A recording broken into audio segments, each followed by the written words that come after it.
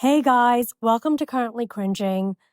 This year I said one of my resolutions was to upload a podcast episode every week, and I have already failed.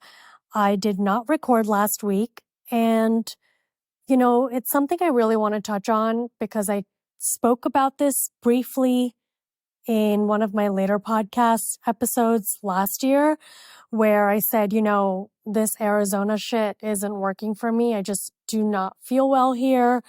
Well, last week I had a menstrual migraine that lasted 4 days. And then this week, of course, the day before, I had another migraine. And I just don't know what it is. When I'm here, I'm unwell. I need to get out of here. I'm going to eventually, like in a few months actually, but it is what it is. This is the situation. It's something in the air, the dust. I just always feel ill. Like it's this sinusy, heavy feeling in my head. I'm puffy and bloated. I have a lot of inflammation here. I actually also have what's called, well, let me make sure I'm pronouncing it right. It's called Livedo Reticularis. And I realized I got this after I came back from New Year's Eve in Utah. Now I'm talking 2022 to 2023 New Year's Eve. So last year, like a long time ago. And I came back from literally 48 hours in Utah with my husband. We were skiing and came back on January 1st. And I didn't notice it that day, but a couple of days later, I noticed this crazy looking thing up and down my entire legs, both of my legs. And it basically looks like spider veins, but it's not spider veins because my husband's a vascular surgeon. So he was like, those aren't spider veins. And it's actually called Livedo Reticularis. And you can get it if it's too cold. Some people get this. And there's other ways to get it if you have lupus, but I don't have lupus, thank God. But I got it apparently because my body was really cold and I was warm. I take dressing in the cold very seriously. And I was bundled up. I was layered. I was in ski gear. I was not feeling cold at all, but apparently this has happened. And I realized when I leave and I go back home to Miami or anywhere else for that matter, it kind of fades. And then as soon as I come back to Arizona, it appears with a vengeance. And that's one of the many things I've developed having been in Arizona or the West Coast, I'll say, because I got this in Utah. But you would think it'd fade once I got back home to Arizona, but it didn't. And it fades when I've gone back east. And I do think certain things happen to your body when you're unhappy. I'm clearly unhappy here. The only thing that brought me joy last year was obviously traveling with my husband, being with my husband, and then the comedy tour, just being at the shows, performing and meeting all of you. That was literally what kept me going. But I am miserable here and maybe it's, manifesting into my health. And I'm just not okay. I'm basically unwell here every other day. I mean, I either have some horrific sort of allergy or a mild cold or a migraine and a debilitating migraine, like not just a regular migraine. There's regular migraines where you take your pill and you keep it moving. And then like last week where it was a menstrual migraine, it lasted 4 days and no medicine was helping. It was brutal and I couldn't record.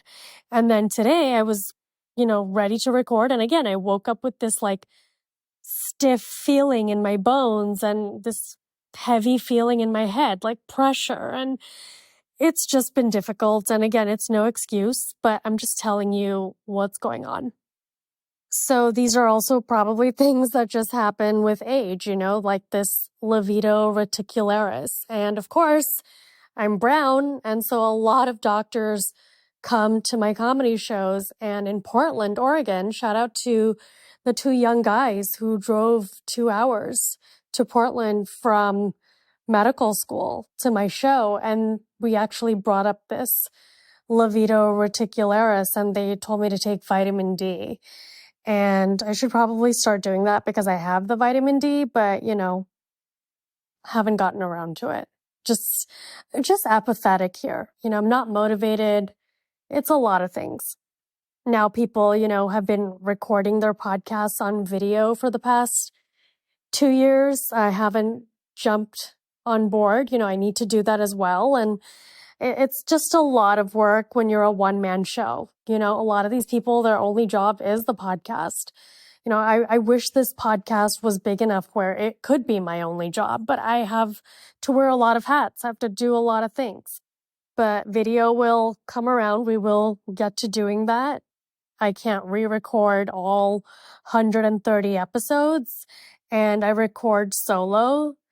And when I'm traveling, I record in random hotel rooms, so it's not really conducive or practical for me to record the pod, but we got to keep up with the times. So I'm going to start recording bits and pieces of the podcast for you guys, and hopefully with, Dits, Aditya, friend of the show, and hot friend Sheetal, we're going to try and get around to that. Everyone's got a really busy schedule. And, we've got a lot of things going on, managing a lot of different things, and my health. We also don't know where we want to move. We definitely want to move East Coast, but which particular city or state, it's a conundrum. Obviously, I want to be in Miami near my family and my friends where I can just, hop on a plane and go to New York City because a lot of what I do is there as well, but we'll see. Texas isn't really an option. It's where my husband's from, but the market's just really saturated there, and there isn't really a lot going on there as far as work opportunity, what would I do there? And, he could get a job there, but he could probably get a better job in Florida, quite frankly. So it's looking like Florida. I just don't know where in Florida. Living in Miami would be a dream. It's my hometown. But Miami's changed in the past 2 years, since the pandemic. So I should say past 3 years. It's just changed so much. There's a lot of riffraff. And by riffraff, I mean a lot of weird people. It's not the Miami it was growing up. It was kind of small town vibes. And now it's just a lot of these OnlyFans people and crypto bros, a lot of shady people. And that's me judging. Absolutely. Because you're thinking about your future. But who knows? I might end up there. I may not. Highly likely though. But it's definitely not the place I grew up in. And in other news, I was in Vogue India, and that was just, so exciting. So the Golden Globes happened and Joe Coy bombed. And now Joe Coy is a Filipino comedian who I follow, who I loved. And, he basically talks about his Filipino culture and, makes fun of his mom and a Filipino accent. And then he gets to the Golden Globes. He gets this opportunity of a lifetime and he bombs and totally discredits the movie Barbie and the female director and basically the whole Academy. We just found out Barbie wasn't even nominated. Neither was the director, but Ken was. And did I take Barbie, the movie, seriously? No. But are we living in a time where no one's really going to the movies, and it was the highest grossing movie of the year, and it was the first, time a highest grossing movie of the year was directed by a woman? Is that important? Yes. Did anyone care? No. And then of all the people in the movie or part of the movie that get nominated, you nominate Ken. And I love Ryan Gosling, but the whole thing is just whack, right? It's not right. It's odd. And that's the world we live in. If Margot Robbie blonde, blue-eyed, gorgeous, smart, perfect girl, right? Like, as far as society is concerned. And Greta Gerwig, the director, also blonde, like female, apparently a homewrecker, but that's for another time and another day, cannot get nominated. Like, what does that say for the rest of us? Like, someone like me, someone who's brown. And I will talk about my experience in detail in this industry on another episode when the time is right. But it's like, it doesn't give someone like me a lot of hope. You know, someone that's in the trenches, busting my ass, whether it's comedy or podcasting or reality TV, all of it's just been a shitty uphill battle, uphill climb, you know? And if these women who are white and blonde with blue eyes can't get in the door, where does that leave me? I don't even know. And so Vogue India contacted me 3 days after the Golden Globes. And of course I said, hell yes, you know, to just be given the opportunity to speak and showcase who I am in that realm and to be taken seriously as a millennial comedian, you know, it means a lot because I'm trying to change whatever I can in my own little world, right? Like, I'm a brown elder millennial. I'm about to be 40 and there's no one like me in comedy.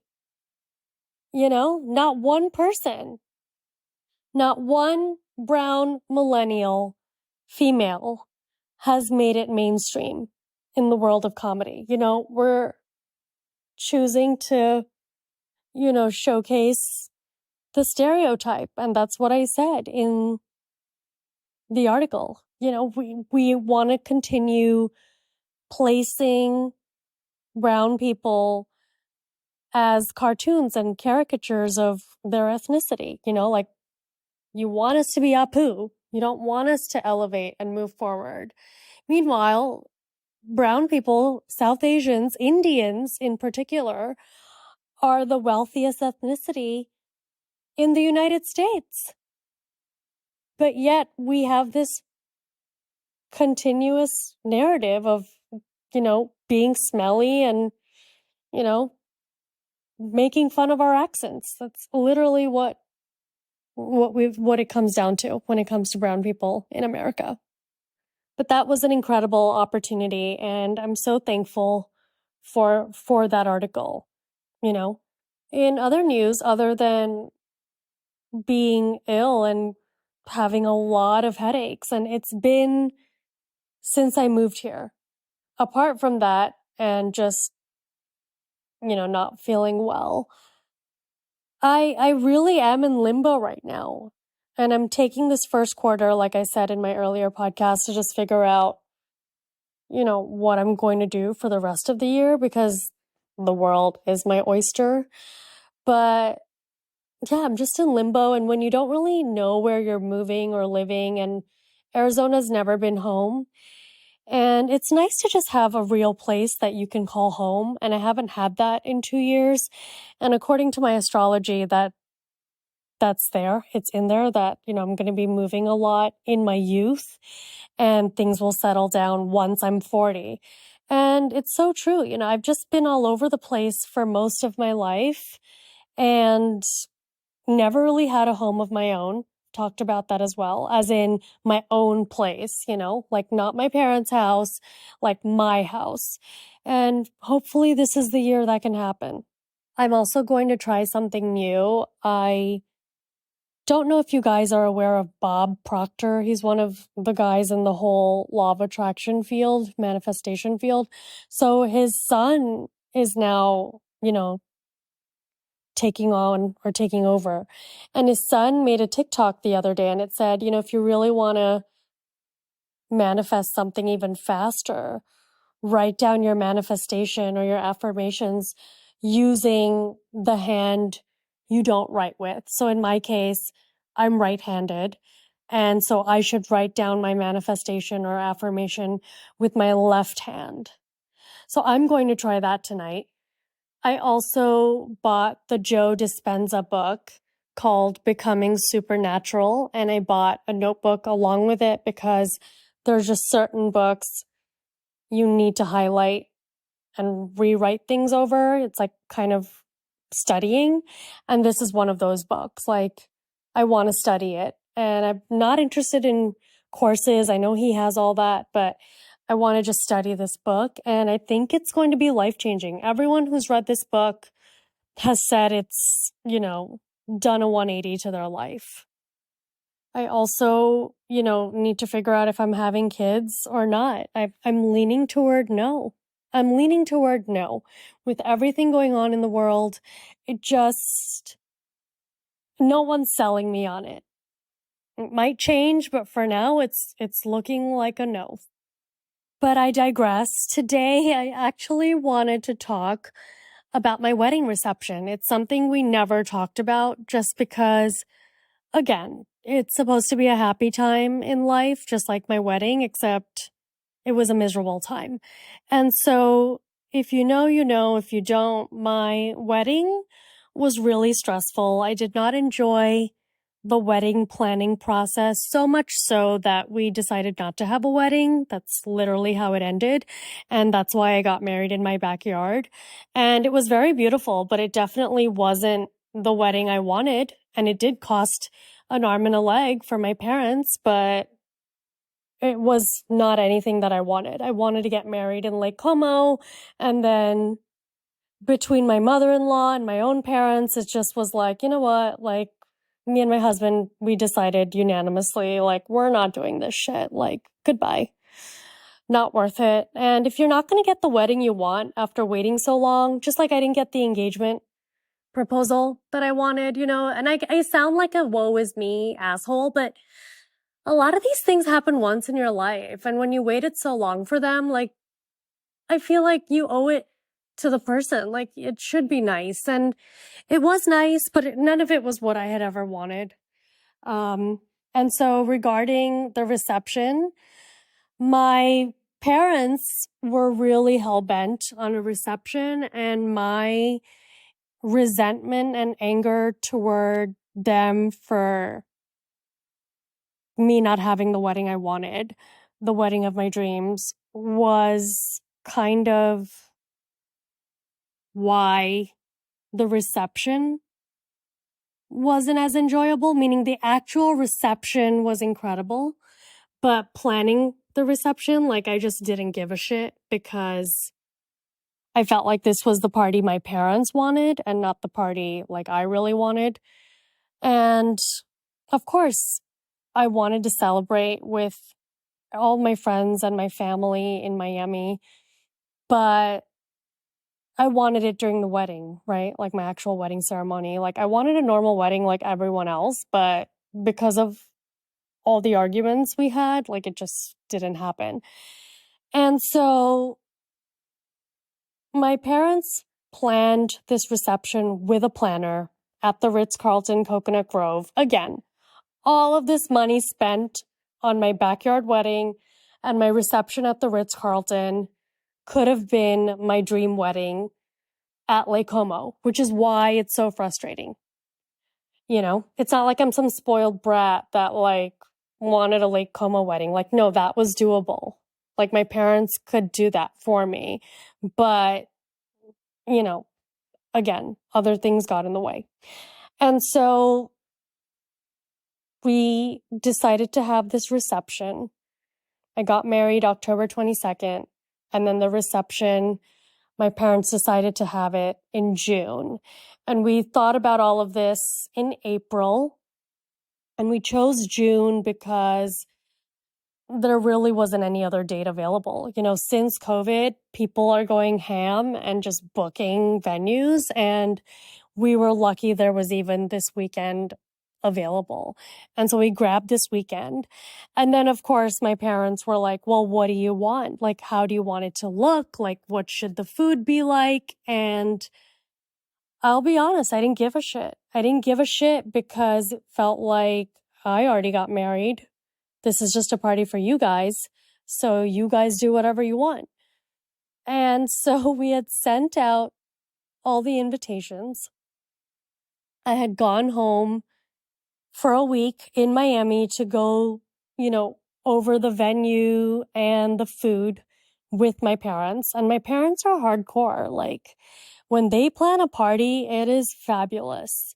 And so we actually drove to Pompano Beach, which is like another town, to taste test the wedding food. And it was incredible. The wedding was catered by a restaurant called Madras Cafe in Pompano Beach, Florida. They are the best.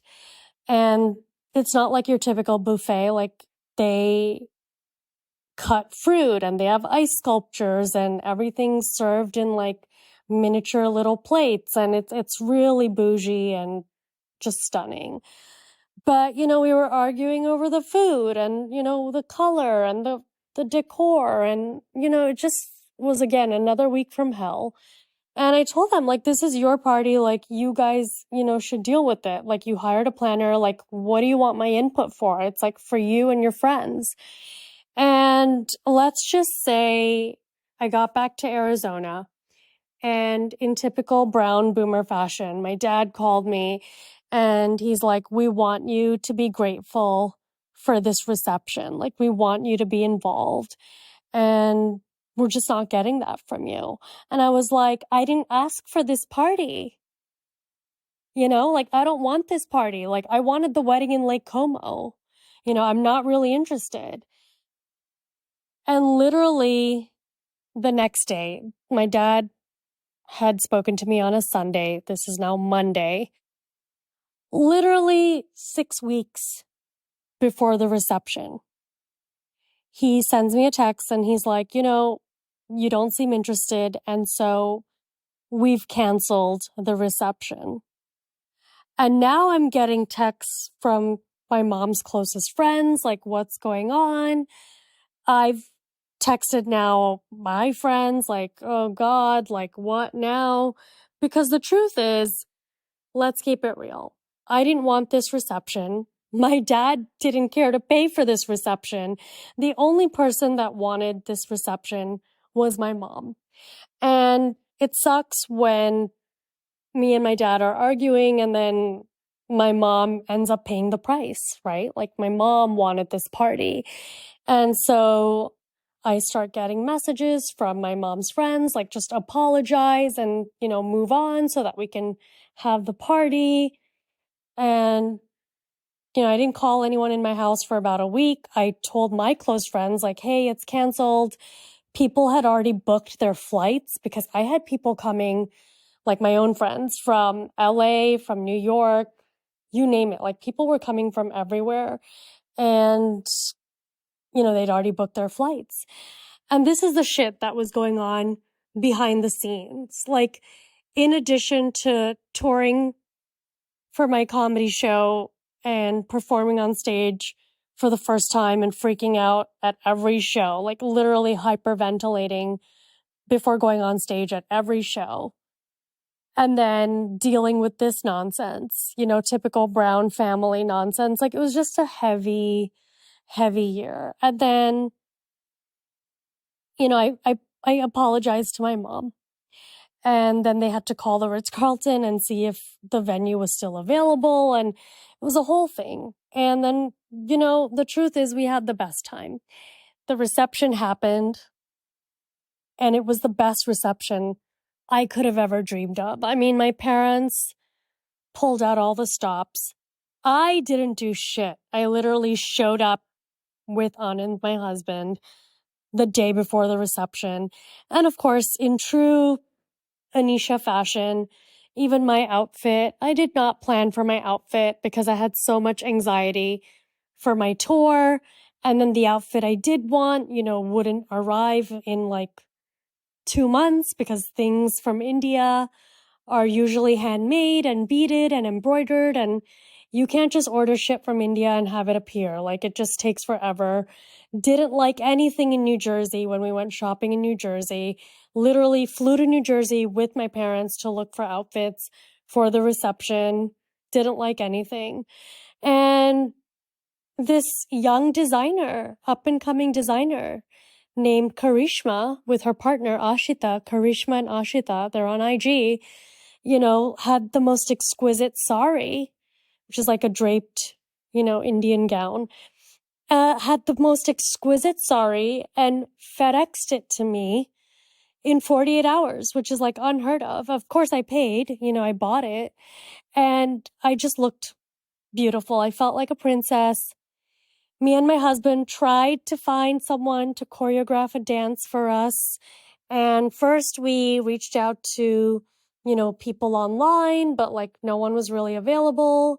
And then we reached out to someone in Scottsdale, and then they bailed at the last minute. And then we finally went to like the Indian dance team at ASU. And they were like, oh, it's $500 per hour per person. And I was like, okay, go fuck yourself. And so me and my husband, on top of all of that, made up our dance. And I did a pretty good job. I'm good at choreographing, and I'm not even a great dancer. I'm actually not a dancer at all. I have 2 left feet. I've always wanted to take dance classes so that I can look good at a party, but I haven't gotten around to it. But, I did a pretty good job with the choreography, except when it came down to it, I messed up the dance, and my husband, who's actually a phenomenal dancer, like blew me out of the water. Like, he looked incredible. He did the dance perfectly. And instead, the entire time during practice, I was like, and mind you, when I say practice, this was like 48 hours before the reception. That was our practice. I was like, you're not even paying attention, like you're going to mess it up. And of course, guess who messed up the dance? Me. And my husband was like, you forget, like I've read textbooks on surgery that are like 3,000 pages. And I was like, yeah, that's right. You're right. Whoops. He's one of those people, he looks like he's not paying attention, and then he gets 100 on the quiz. That's him. He did the dance so well. And we just had the best time, and it wasn't cheesy. We didn't have like speeches, and we didn't do the whole like daughter, dad dance or any of that stuff, because it really wasn't the wedding. It was just like a celebration of love. And that's what we called it, a celebration of love. We just wanted all our family and friends in Miami. And basically, I have a small family. My aunts, I have 3 aunts. They're in India. They're all in their late 70s. I have my 2 uncles, one's in India and one's in London, and that's about it. So my family in the US is my immediate family and my friends in Miami. So that's why I consider, my Miami friends are like my family. We all consider each other like family. That's kind of who we've had throughout our lives in the United States. And so my castmates were there, and Amrit wasn't there because, remember, we had canceled the reception. So he was well on his way to come. And then when I canceled, he was like, I've been invited to Pride, Pride in Buffalo, New York as like a guest. And I was like, babe, just go, go do the Pride parade. And then of course, my reception was back on, and by then he had already committed to Pride, and, it was totally my fault. And so unfortunately he couldn't make it because he had committed to Pride, as I had told him to. But yeah, we had people come from all over the country, and it was just incredible. Like, after my reception, I felt like it was official, like I was married. Because yes, I felt married, obviously, after my wedding, but there is something about celebrating with your friends and your family. And I will mention, when we were in Egypt, so we went to Egypt February 2023, and our reception was in June 2023.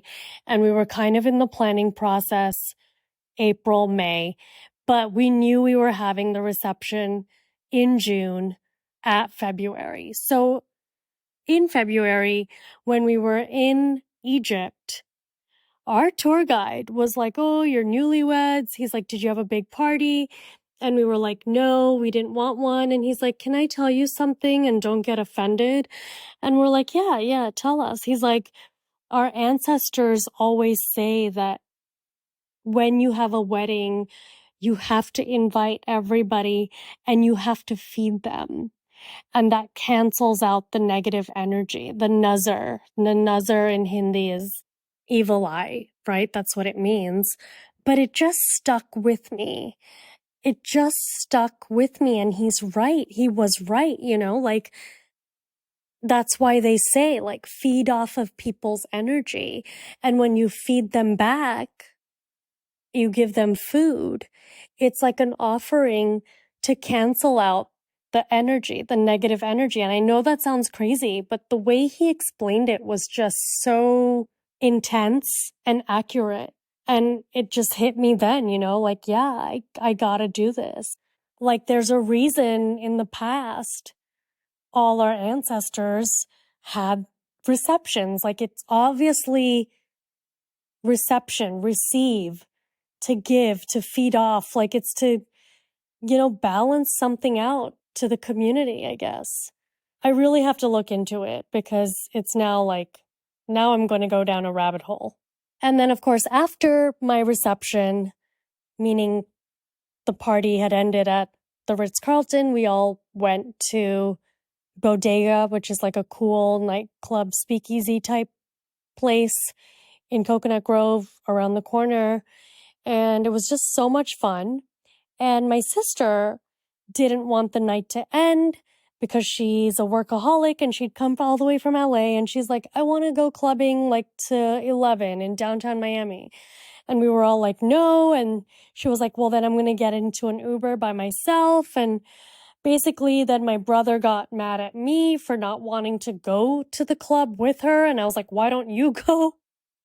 And we basically got into a fight the night of my reception. And once again, just like I felt like everyone in my family was not really helpful during my actual wedding ceremony because I was like the opposite of a bridezilla.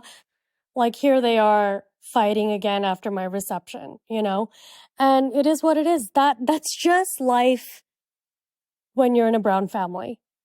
There's just always going to be some drama. And I've made it a point in my own personal life, solo, not to have any of that, which is actually why I keep my circle very small and I just don't have time for bullshit. But that is the story of my reception, and I wanted to tell you guys that, but I just never got around to doing it. And me and Aditya actually recorded it, and then we just didn't feel like it was good enough because we weren't really in the mood. And so we never aired it.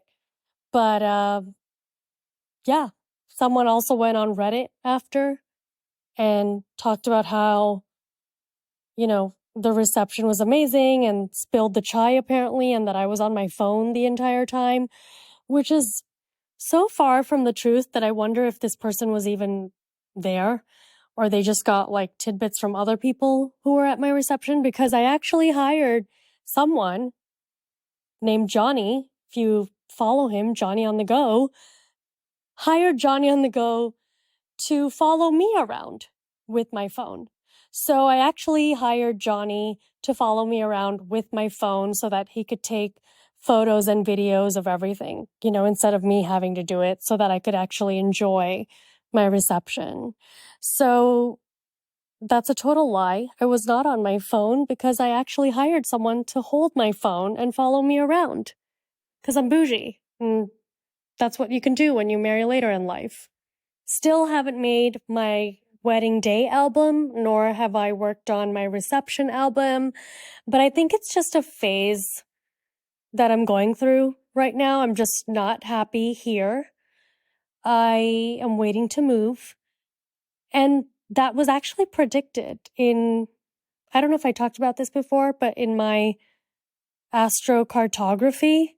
And for those of you that don't know, that can predict what you would be like in a particular place in the world. So when I actually put myself in Arizona in my astrology chart, it said you'd have depression and be miserable and bankrupt.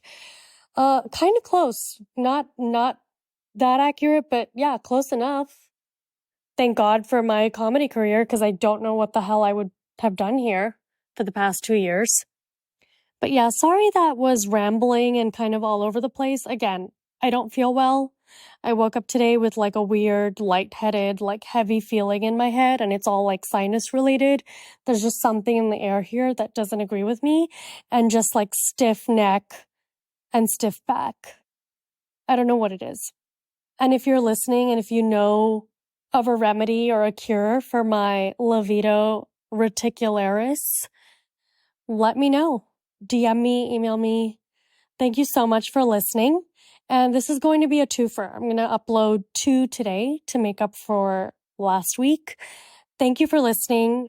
And I will be creating some video recordings for the podcast, snippets here and there. We've grown 100 reviews, which is insane because the podcast has been around for 3 years now. We're going into our 4th year this year. And we increased 100 reviews just in the last month. So more people are listening. And so I am motivated to really do well for you guys. Thank you.